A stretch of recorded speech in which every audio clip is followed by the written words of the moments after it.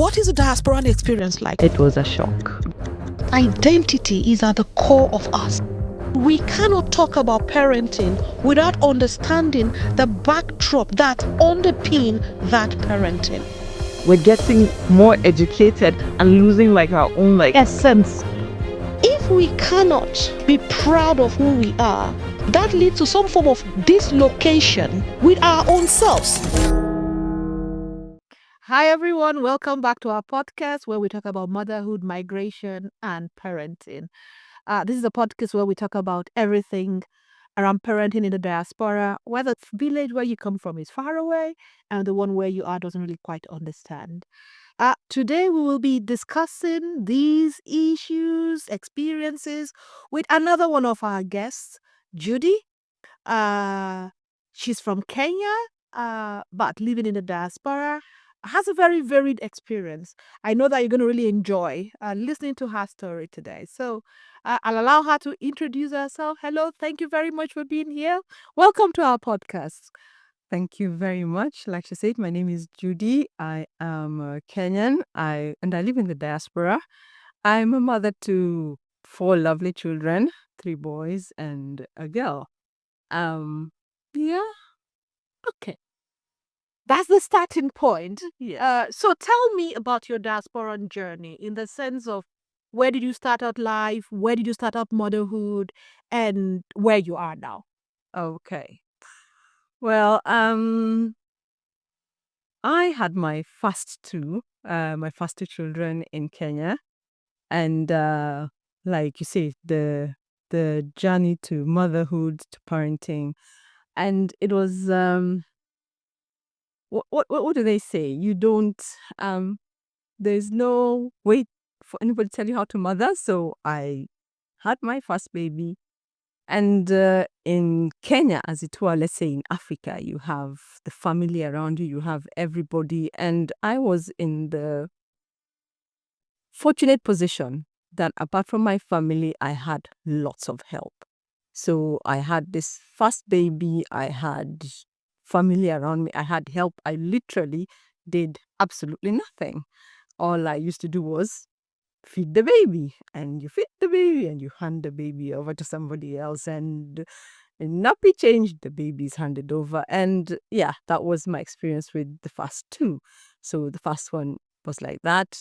My second son came also in Kenya, and it was the same experience. Lots of family around, lots of people around, kind of like, yeah, this is mommy, let's play, and off they go. This is, yeah. And then we moved to the UK, and people talk about culture shock. It was a shock because here I am now with 2 children and no help. And you've got to do it all. And I'd say as mothers or human beings, we're very resilient. We adapt. So I had to adapt. I had to find out how to do this mothering in a different way. It's no longer hands-on. I now need to really be in it for my children. It's not like I wasn't in it before, but there were people doing it, and as much as I know, okay, this is So what you had help, you had people who helped the washing, the cleaning, yes. and now you became the cook, the cleaner, the driver, the maid, the everything. The nurse, yeah, everything. You suddenly find yourself in a position where you are doing absolutely everything. And there's actually nobody to turn on and say, can you do this for me? No, you've got to do it, and it gets done. And then I had my third child. And that is where the biggest shocker came, because then I had 2. The oldest was 10, and then the other one was 7, and then I have a newborn. And you add mothering a baby on top of mothering two other children, doing school runs, doing the cooking, no help. And like in the UK, paternity leave was 2 weeks. So he was at home for only 2 weeks. And after 2 weeks, I had to go back to school run, cooking, cleaning, doing everything. I had friends who could pop in. but it was literally that, popping. It's somebody to come and check on you. Are you doing fine? Yes, you're fine. Yes. Have you eaten today? Yes. Okay. And everybody goes off, and life is busy in the UK, and you kind of like accept that, and you just go with the flow. You go with the flow and you move on. And the other thing which I didn't mention was the children were all through C-section. So the first one at home, very different experience, of course, with the being looked after and everything, it was different. But when it came to the third one and the C-section, and then I can't drive. So again, The children still have to go to school. The shopping still has to be done. the feeding still has to be done. The cleaning has to be done. And here you are now parenting differently, completely differently. And it was, I like I say, we're really hardy and we're really resilient. And I keep telling myself sometimes it's good. I did it. You did it. The children are grown up. They're thriving. They're happy. And I had a statement the other day when somebody said that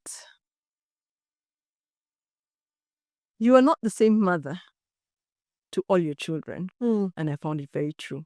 Because when I only had one, I focused on one. When you have the second one, you have to now focus on two. By the third one, I am three different parents. I'm parenting a 10-year-old, I'm parenting a 7-year-old differently, and then I'm parenting a baby. Throw in the fourth one. And somebody would say, are you a glutton for punishment? And then the fourth one came, and there you go again. I'm a totally different parent. And then the fourth one was a girl.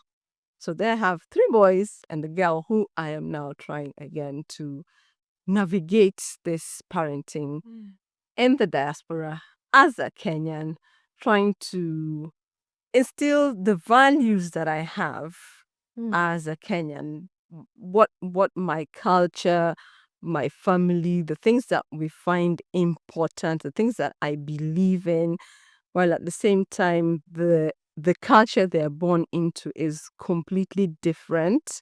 And my children have heard me say this so many times, and if you ask them, they will testify to it. I am not so-and-so's mother. Because sometimes they will be like, but so-and-so. And no, I am not so-and-so's mother. This is how we do it. No, that's very interesting. And again, I mean, you say something that I hear all along whenever I speak to any of these mothers who are parenting either in the diaspora or in the current context in Africa. And one thing that always comes through is this thing about values. And every culture has values. I mean, there's not a right culture or a wrong culture. But sometimes how we express those values are different. So in your experience, having had 2 of your kids in Kenya, have them grow up in a different culture in the UK, and then your last 2 kids born in the UK and bred in the UK, would you say that there are any differences in how you've done things as a parent to help them understand and navigate their own cultures? Thinking about it, yes, definitely there has to be ways I did things differently. I have to put my hand up to it. I think I was very tough on the first 2. And it was maybe parenting from a place of I don't want us to lose. I don't want them to lose. I don't want them to lose their understanding or the place of where I come from, because they have. So What my do you mean they culture have? of they're mixed race. they're mixed race. They're mixed race. So my culture is important to me, and I'd like for them to know their roots from where I come from. And so I was really tough. I was like the typical African parent. This is it. This is how we're doing it. And then I find that the younger 2 now, I am a bit softer with them, but because of there's an age difference. Like I said, the third one there's a 10-year age gap between the first one and the third one. So I find that the older two now kind of like help me In in instilling these values. Yes, what I instill in them, they understand it, and so they help me like. Because I think by the time you reach number 4, there's this like fatigue, like, oh, I'm still doing this. I still have to do this, and I've got to get it right still. So there's that help that I get from the older two. But then there's also the wider family, within the diaspora. This is the thing. When I moved to the UK, and particularly where we are right now, we kind of like had to find our village. And my village is not a Kenyan village. It's an international village that we have built. So there's lots of other cultures that my children are taking values from, the important things. And like you say, there's values in every culture. But like, we know that as Africans, my children have cousins who are not necessarily from Kenya. They have friends, everybody's auntie. I mean, my children's friends will come home and no one will address me by my name. They will call me auntie. And when somebody comes home, they say, auntie came. And I'm like, which auntie? And the auntie might be one lady from church who's not even an African, but there's that respect, that the things that we have instilled with them. So that idea that elders have to be respected and that respect has to be visible. Exactly. You know, in the sense of how we treat them, how we address them, how we relate with them. That was very important to you. Exactly. To inculcate in your children and to do. And I like this idea about the village and building a wider village in the diaspora. And I think it's one of the things that we really perhaps need to work on, because everyone I talk to since I started this podcast, talking to different people, whether they come from Kenya, from Namibia, from Sudan, from Nigeria, from Ghana, there is this essence of Africanness. And sometimes not even just Africa. I would say from the global south. Because when I speak to my friend, for instance, who comes from India, I find a lot of common ground. And so finding that village away from home that has similar understandings and concepts as you do, I think is really important. And it's really interesting to hear that you've cultivated that village to make sure that your children have that experience away from home. I'm going to come to another question, because your children are mixed race. Yes. When you gave your introduction, you gave it really briefly. You've also had a really interesting journey in the sense that you're a teacher. Yes. You are a project manager. Yes. You do some level of fashion design. Yeah. You do some bits of events planning. And all of that kind of stuff that I find most African women do, perhaps all women do, in that space where you're multitasking. So what I'm wondering is, you've got 3 boys, and then you've got a little girl. Well, perhaps not so little anymore. How old is she, your daughter? She's 13. 13. Okay, so not so little anymore. So we've got these different genders, different ages that you're working with. And you're also a very busy mom in this wider village. How easy has it been to pull on all of that? Because sometimes I think it's really easy to say, look, I'm just going to focus on this thing and I'm not going to bother. How have you found your experience? Because I hear people have used words like drama. Because the village has drama. It won't be a village without a drama.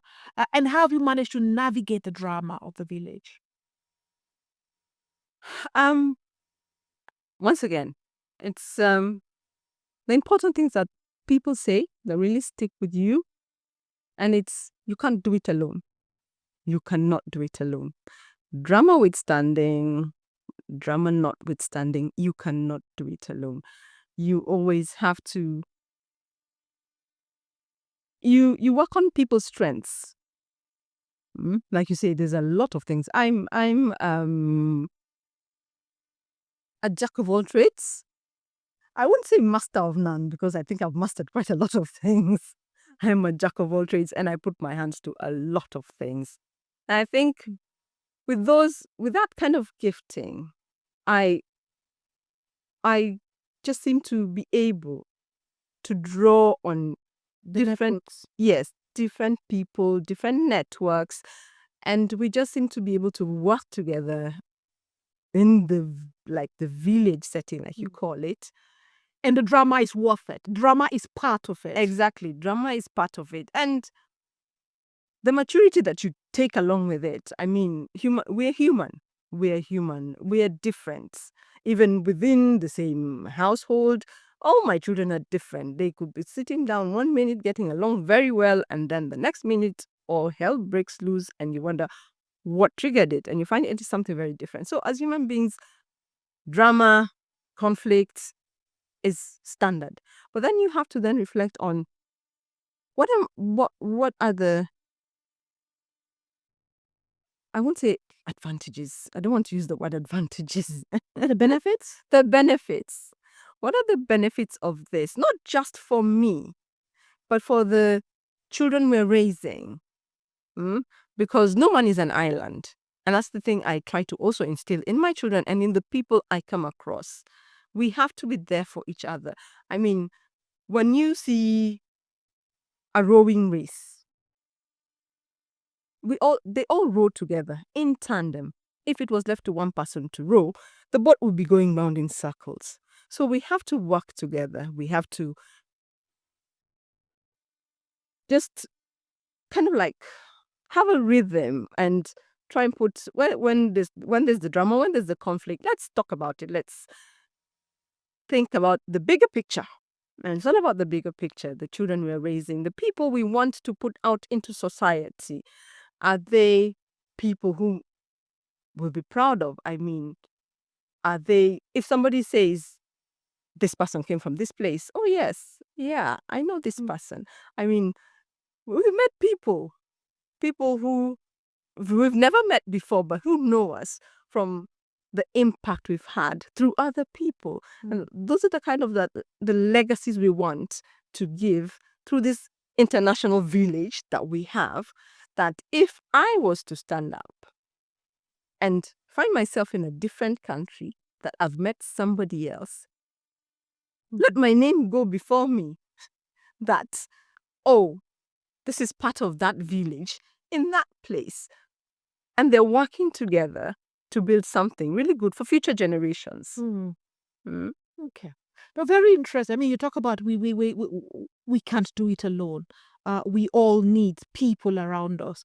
And that conflict is part of life, and we cannot delete it or edit it out of our own lives. I think another aspect of your story, which of course you've raised, is that you've got mixed race children. So how easy has it been centering your children? Because clearly they have two identities, which has to be fused into one whole. So they've got their Kenyan identities and they've got their British identities. So what have been your journey in that space of them finding who they are? Because there they are, they've got a very dark-skinned woman for a mother and then a very pale-skinned person for a dad. How do they navigate that? Never mind then all the cultural differences. I think because I'm very easygoing, I think that's the easiest the easiest thing. I'm very easygoing, and I have always been of the opinion that it's good for them.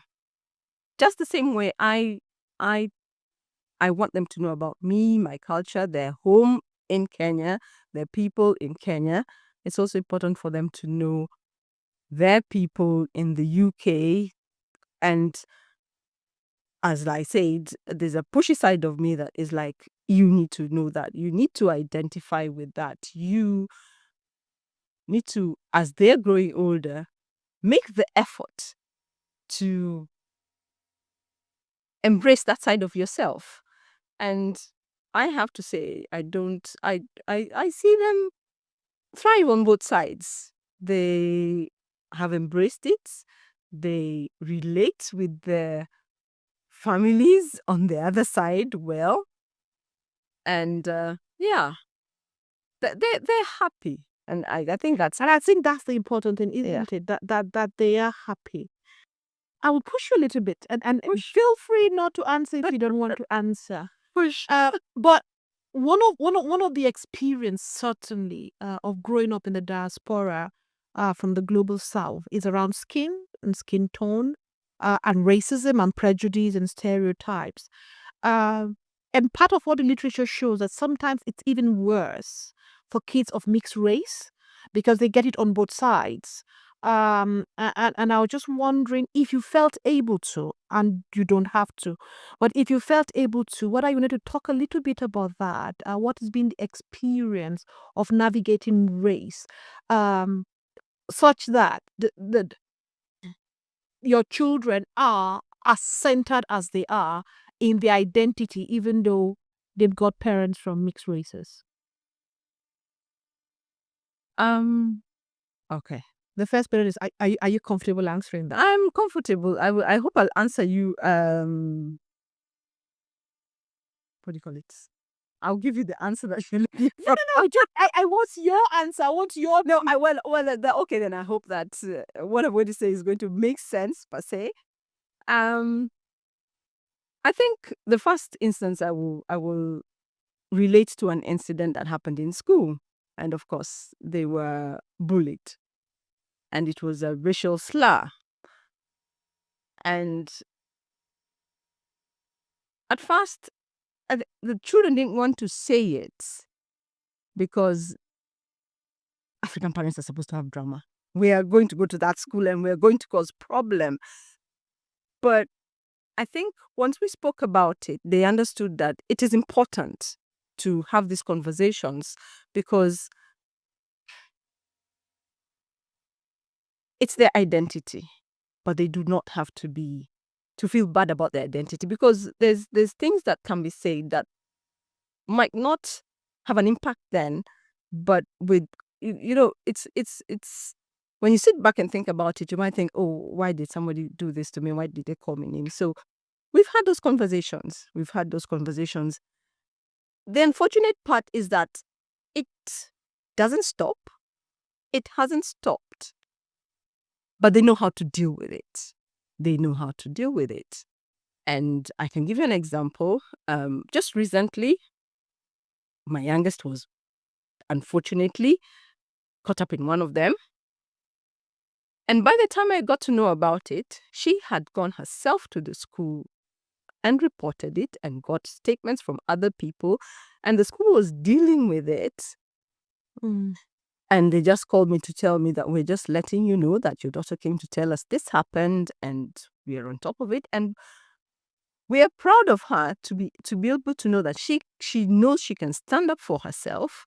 She knows she's this person and no words can make a difference to who she is. And it's just teaching them that, unfortunately, the world is like this.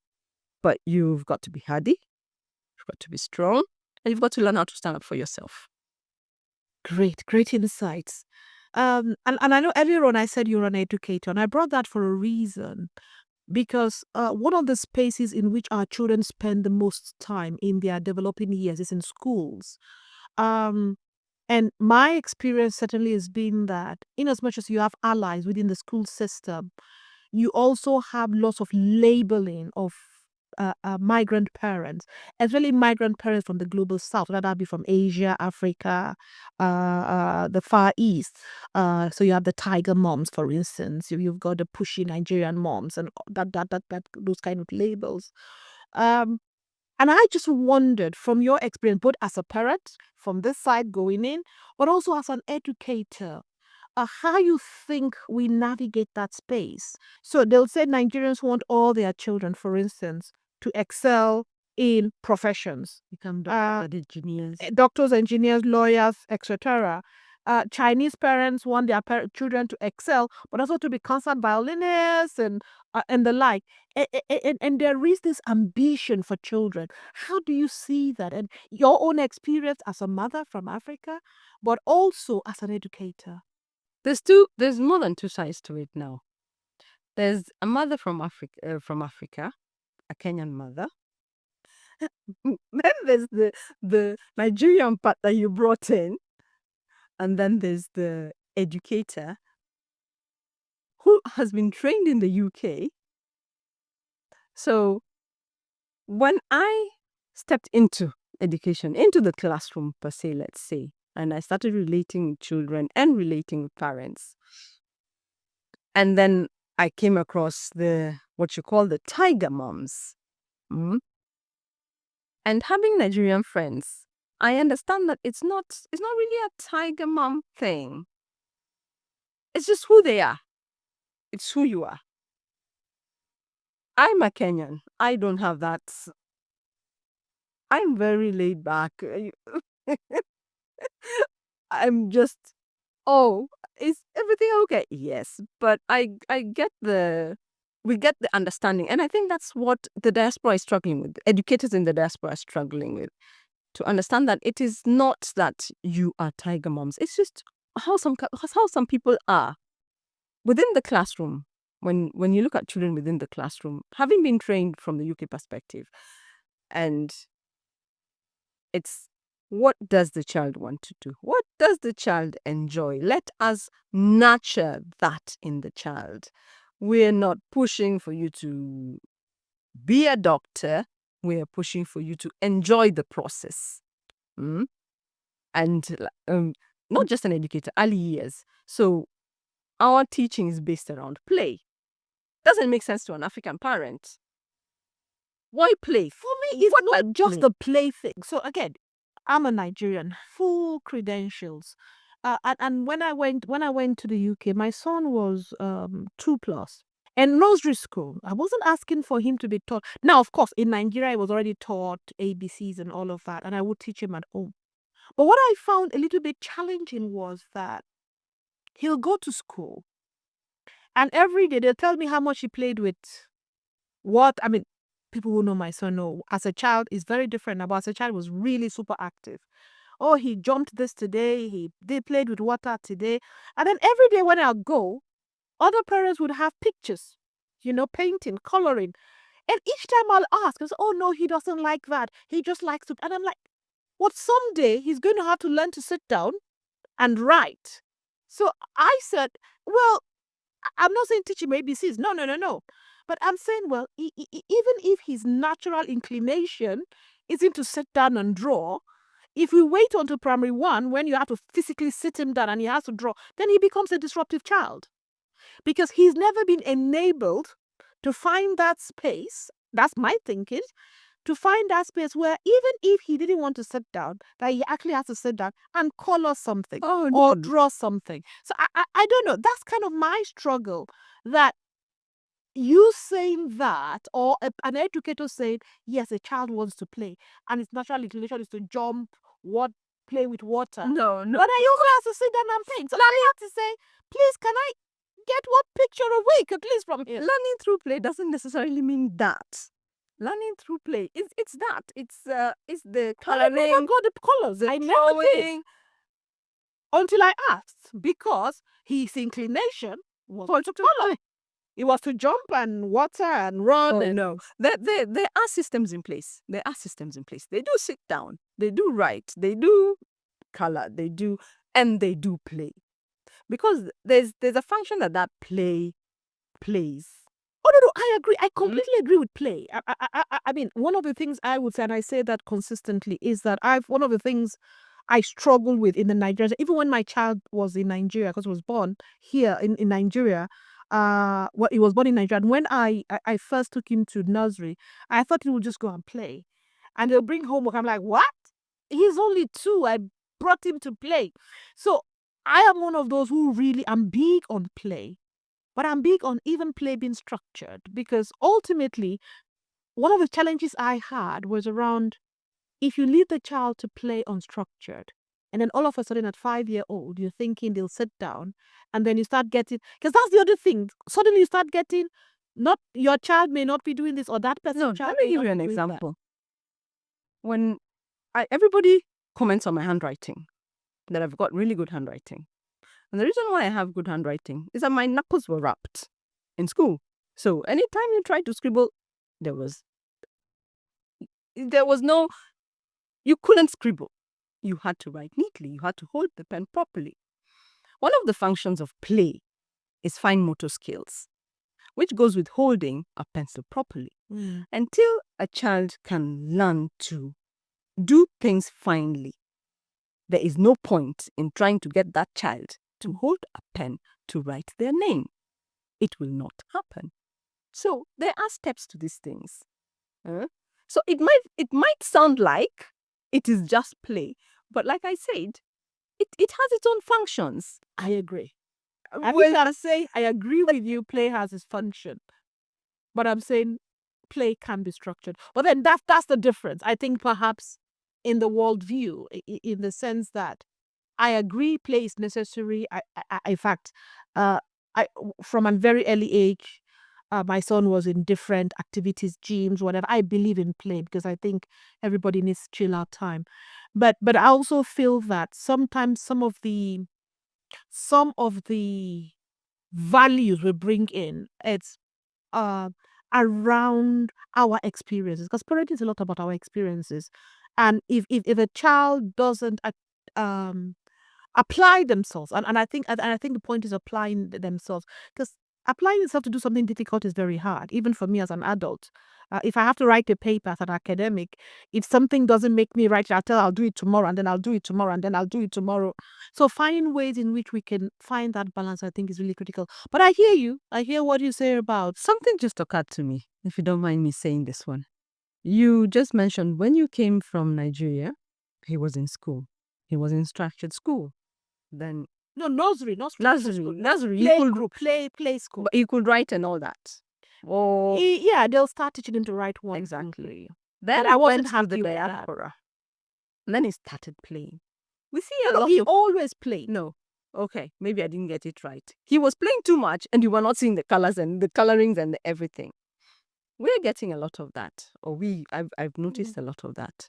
Where children come from Africa and land in, like, let's say, a play group or reception class, and suddenly they're playing. And I don't mean the African system is any bad. The rigidity within it. This child suddenly comes into a class where, wow, I can do anything I want to do here. I can move from here, build a block. I can go there.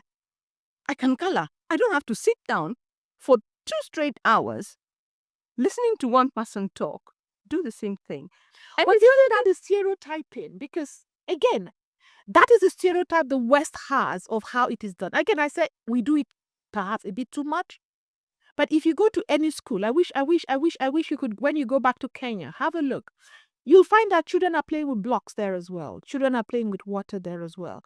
But there'll be a time of the day when they have to write. And it's not the right or the wrongness of it. I don't think anybody can make a 2-year-old write all day. That's impossible. But also the children who were coloring were the same age as him. It wasn't a different age. So I wasn't asking him to do something that was different from what he should be doing at that age, because the kids who were coloring. They were finding time to sit down and color. And I just thought, yeah.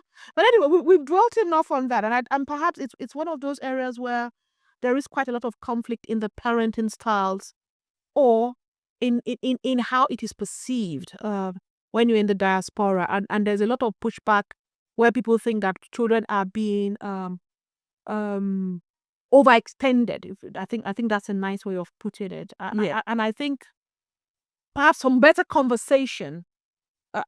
I'm part of this podcast is about that conversation. Some better conversation about what the reality is. That just because a child is taught to write or read or whatever doesn't mean the child does not play. It isn't one or the other. That we can marry. It's finding that we can marry some of these things, and we can have open conversations around where that balance is. For me, it's balance. I think there's good in every culture. There are things that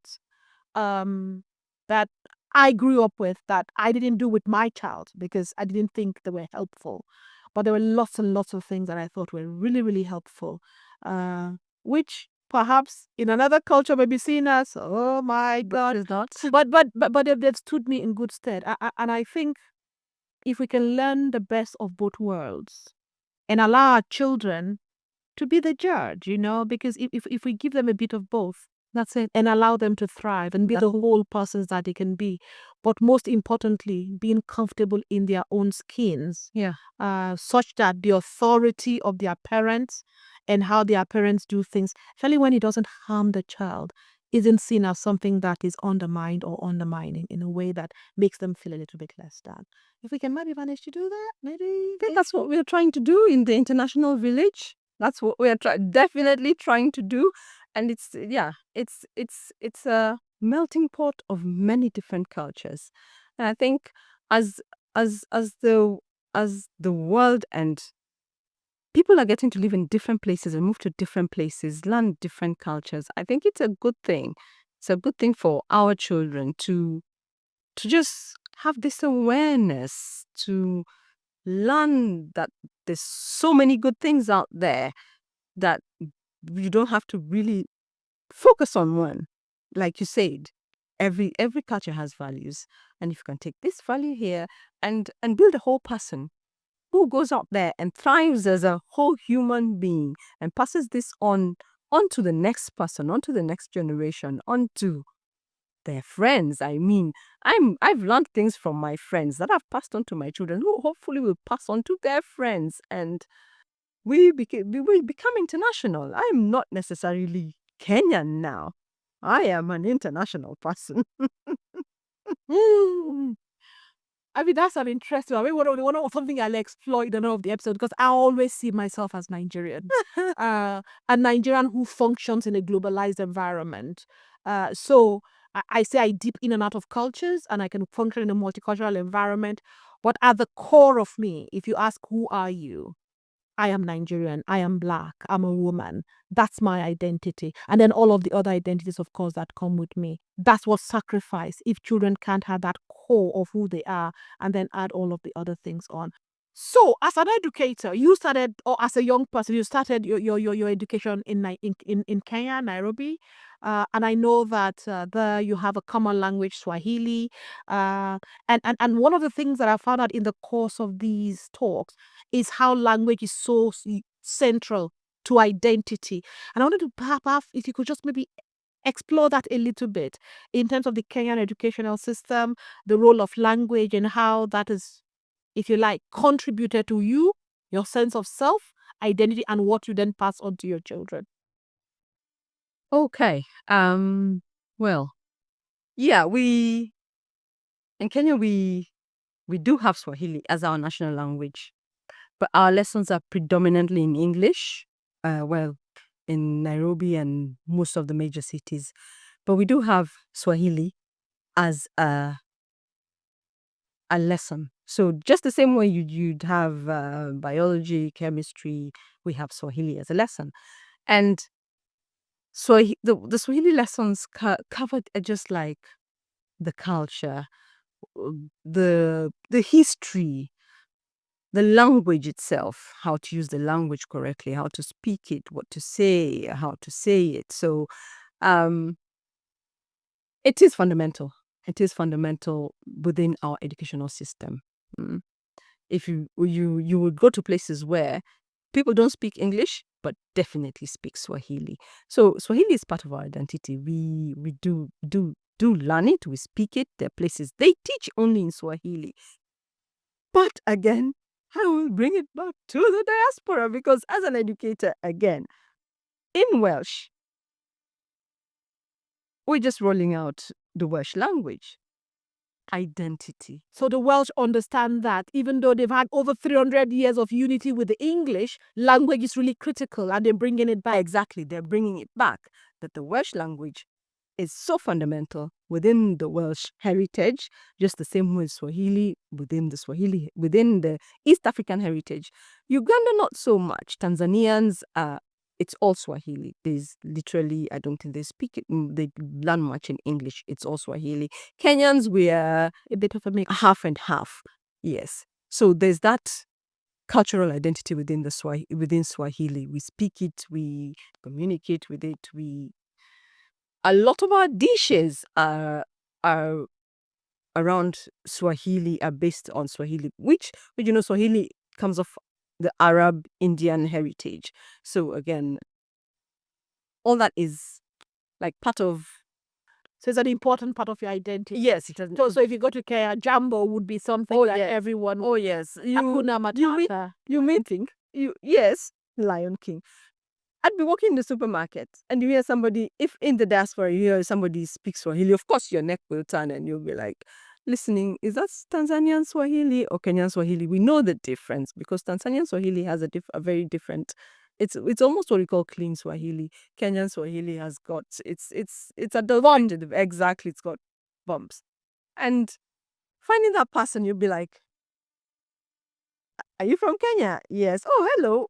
It's greet each other in Swahili and then move on to what do you call it? It's good.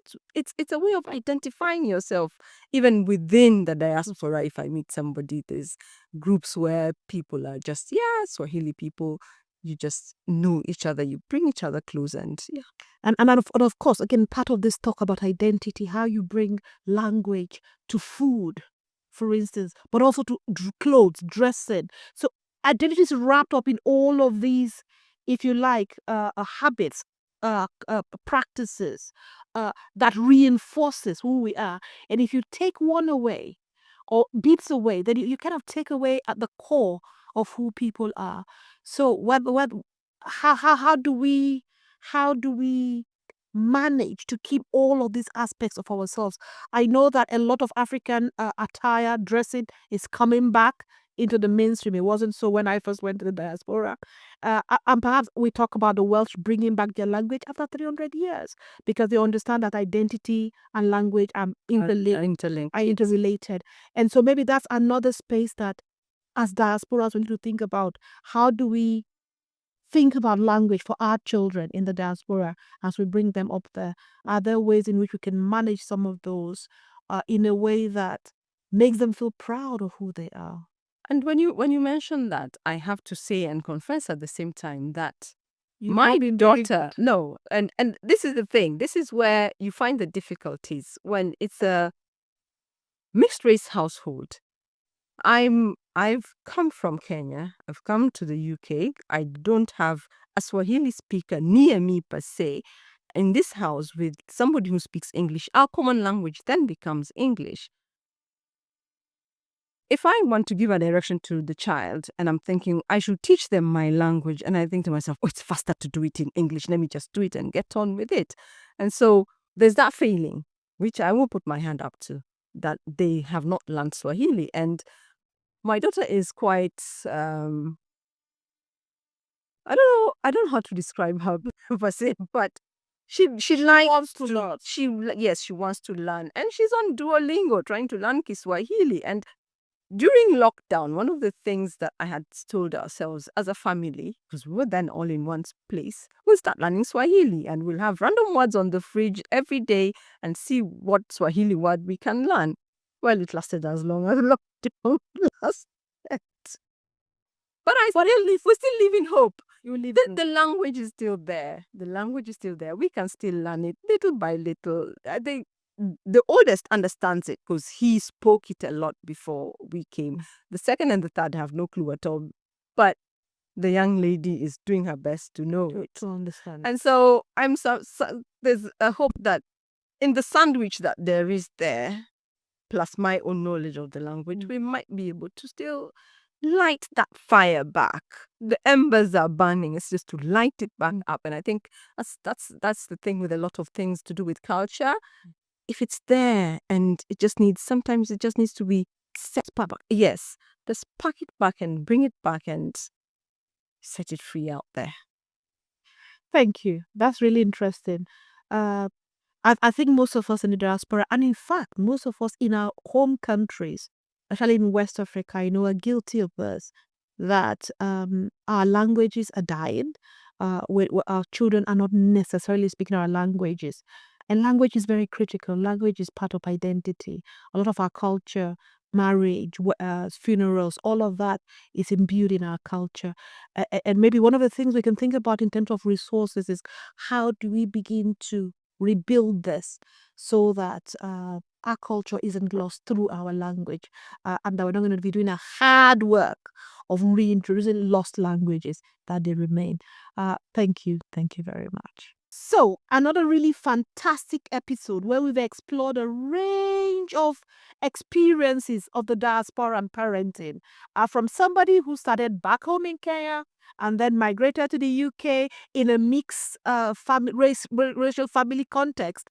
We've talked about education, we've talked about language, we've talked about how all of that is steeped in our identity and how we all need to work together to ensure that we bring back these aspects of our culture that makes our children whole persons, that they can thrive in their diasporan experience, where they can draw on from the lived experiences that they have, but with a core of certainty as to their own identities and who they are. Thank you very much for listening to us today. I look forward to seeing you next time. Bye-bye.